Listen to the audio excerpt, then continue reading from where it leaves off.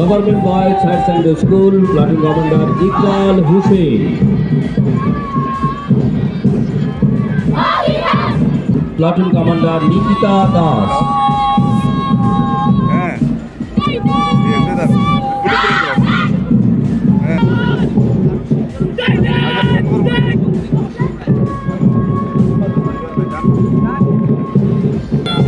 बालुग्राम girls high school platoon commander Aparajita सरकार,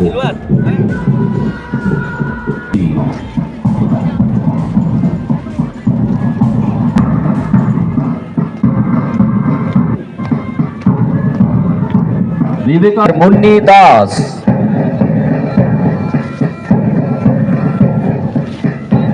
platoon commander Jaydeep दास,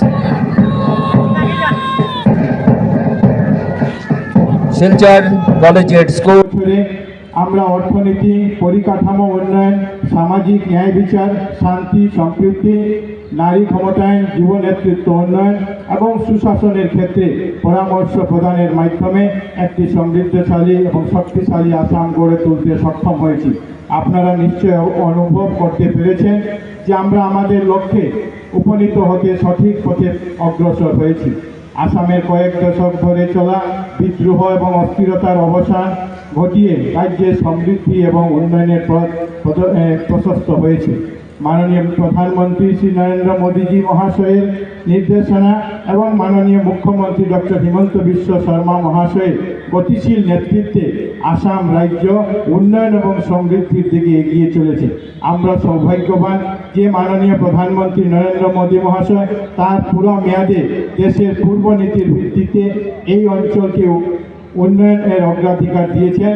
দেশের সমৃদ্ধির যাত্রা আসামের অপার সম্ভাবনা এবং গুরুত্বকে স্বীকৃতি দিয়েছেন। আসাম সরকারের গৃহীত বিভিন্ন উদ্যোগ এবং পদক্ষেপগুলি এই অঞ্চলের অগ্রগতি ও সমৃদ্ধির প্রতি তার প্রতিশ্রুতি প্রতিফলিত করে। 2047 সালে ভারতের স্বাধীনতার শতবর্ষ পর্যন্ত 2 দশকেরও বেশি সময় ধরে চলে এই সময়কালকে অমৃতকাল হিসাবে বর্ণনা করা হয়েছে। আর 2047 সালের মধ্যে আমরা একটি উন্নত ভারত প্রতিষ্ঠার জন্য এই অমৃত যুগে আমাদের ভবিষ্যৎ প্রজন্মকে প্রস্তুত করার এবং নেতৃত্ব দেওয়ার অঙ্গীকার নিয়ে ভারতবর্ষে মাননীয় প্রধানমন্ত্রী নরেন্দ্র মোদীজি এর দ্বারা অনুপ্রাণিত হয়ে আমরা রাজ্যের প্রতি উচ্চ দৃষ্টিভঙ্গি গ্রহণ করেছি। মাননীয় মুখ্যমন্ত্রী ডক্টর হিমন্ত বিশ্ব শর্মা মহাশয়ের দৃঢ় নেতৃত্ব এবং আসামের উন্নয়নের উৎসাহ এবং দৃঢ় সংকল্পের ফলে রাজ্যে সকল দিক থেকে উন্নয়ন সম্ভব হয়েছে।